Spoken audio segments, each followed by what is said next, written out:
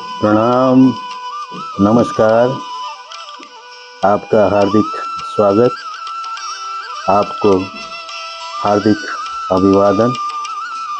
आज गुरु पूर्णिमा है और इस गुरु पूर्णिमा के अवसर पर मैं एक आध्यात्मिक चर्चा के साथ आपके सामने उपस्थित हुआ हूँ।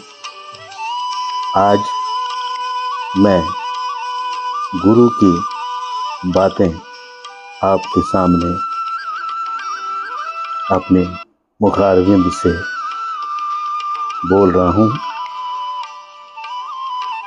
मैं आपको हार्दिक नमस्कार कहते हुए मैं तुलसी बिष्ट आपके सामने। गुरुर्ब्रह्मा गुरुर्विष्णु गुरुर्देवो महेश्वरा गुरु साक्षात परब्रह्म तस्मै श्री गुरुवे नमः। आज गुरु का दिन। आत्मज्ञान की प्राप्ति में गुरु का बड़ा ही महत्व है। गुरु वह है जो ज्ञान दे। गुरु का वास्तविक शाब्दिक अर्थ है अंधकार से प्रकाश की ओर ले जाना। अंधकार से प्रकाश की ओर ले जाना। भक्ति यानी भक्ति का मुख्य स्रोत गुरु के ही चरण कमल हैं। कहते हैं कि ध्यान मूलम गुरु मूर्ति ही, पूजा मूलम गुरु पदम, मंत्र मूलम गुरुर्वाक्यम, मोक्ष मूलम गुरु कृपा। ध्यान यानी ध्यान का मुख्य स्रोत गुरु का ही स्वरूप है। गुरु मूर्ति का ध्यान ही सब ध्यानों का मूल है।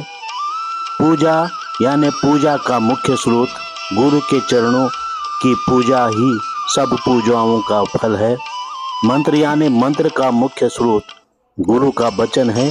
गुरु के वाक्य ही सब मंत्रों का मूल है और गुरु की कृपा ही मुक्ति प्राप्त करने का प्रथम प्रधान साधन है। मोक्ष यानी मोक्ष तो गुरु की कृपा पाने से ही मुक्ति प्राप्त करने का मुख्य साधन ही मोक्ष का ही मूल है। यह शरीर तो भगवान की कृपा से प्राप्त है। ईश्वर ने इस नश्वर शरीर को दुर्लभ प्राणी सा और अनमोल निधि जैसा रचाया है, जिसके लिए देवता भी तरसते हैं। मनुष्यत्व यानी अपने मन को इस प्रकार से जगाना और जानना होता है कि वह किस प्रकार के बंधनों से कहाँ कैसे मन जकड़ा हुआ है, इसका ज्ञान कराती है।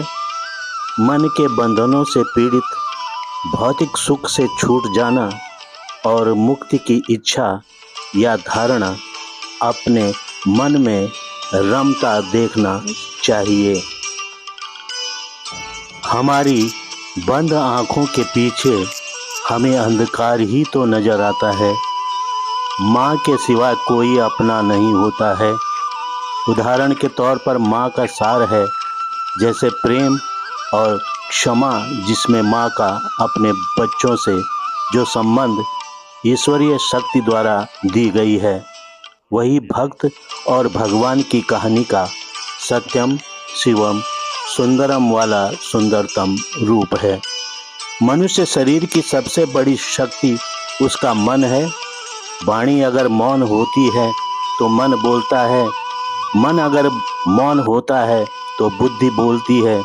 बुद्धि अगर मौन होती है तो आत्मा मौन होकर बोलती, तभी परमात्मा का साक्षात्कार होता है। आध्यात्मिक उन्नति के साथ साथ दोनों आँखों के बीच मस्तक पर विद्यमान दिव्य दृष्टि एकाग्र होने से अंतर्दृष्टि खुलने का आभास भी होने लगता है। पुण्य का अर्थ होता है जिसमें कोई विकार ही न हो, अर्थात खुद भी जियो और औरों को भी जीने दो। क्या पाप और क्या पुण्य दोनों ही मन के ही भाव हैं। पुण्य यानी सुख पालना देव कर्म है और पाप यानी दुख पालना दानव वाला कर्म है। आत्मा के बगैर शरीर बिल्कुल ही महत्वहीन है। अच्छे कर्मों का संग्रह फल और बुरे कर्मों का ये पुंज फल गुह्य ज्ञान से आत्मा और शरीर में भीतर के अंतर को जाना जा सकता है। काम, क्रोध, लोभ, मोह और अहंकार ना रहे तो सृष्टि कैसे चलेगी।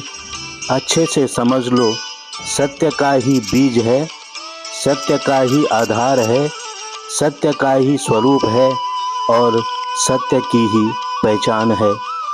कलयुग में अब कोई दूध का धुला हुआ तो नहीं है, इसलिए नदी पार करनी है तो एक नाव पर ही सवारी करनी होती है।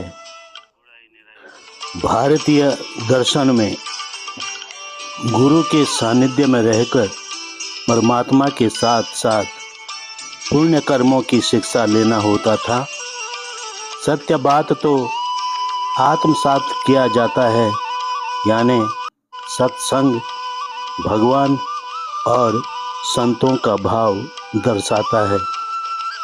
नियत सही हो तो गलत राहें भी सही मंजिल पा जाने में सक्षम हो जाती हैं। क्या आप अपने विवेकपूर्ण उदार हृदय से ध्यान लगाते हुए एकाकार होकर विश्वास पूर्वक ईश्वर की वाणी सुनना चाहते हैं या वार्तालाप करना चाहते हैं? ईश्वर से ऐसे वार्तालाप करें जैसे कि निकटता से आत्मविश्वास और जैसे हम आत्मीय व्यवहार से अपनी बात अपने माता पिता से किया करते जा रहे हैं या करते आ रहे हैं। जीवन के दो रंग, दुख के आंसू और खुशी के आंसू। जीवन के दो रूप, जल के स्वरूप और संबंधों के स्वरूप। जीवन के दो ढंग, धन में अहंकार और परिवार में संस्कार। जीवन की दो राह, आसानी से मिल जाए हमेशा नहीं रहती है, जो हमेशा मिले उसको पाना आसान नहीं है। जीवन के दो लक्षण, नियत कितनी भी अच्छी हो तो दिखावे में, दिखावा कितना अच्छा हो तो नियत में देखी जाती है। जीवन की दो गत, अंत में अच्छों को अच्छी और बुरों को बुरी गत मिलती है। जीवन के दो स्वभाव, मौन रहने जैसा कोई साधन नहीं, तीखा बोलने लगने जैसा कोई बाण नहीं। जीवन में दो कमाई, एक नाम को खुद कमाना पड़ता है और बदनामी को दुनिया कमा कर देती है। धन्यवाद, आभार आपका, आप सभी प्रियजनों का। अगर यह आध्यात्मिक चर्चा आपको पसंद आई हो तो कृपया लाइक करें, शेयर करें और सब्सक्राइब करें। अंत में मैं यही चाहूँगा कि सर्व कारणोद्भवति, यानी कि सब कुछ होने का भी कारण होता है। यंत्र गच्छति तत् न कालः जीवनम, जो कुछ भी बीत रहा है वह काल नहीं, वह जीवन है। अंतरवयम सर्वे कथा भवेम, अंत में हम सब कहानियों में बदल जाएंगे। इसी के साथ आपका बहुत बहुत सुनने का धन्यवाद, आपका आभार, नमस्कार।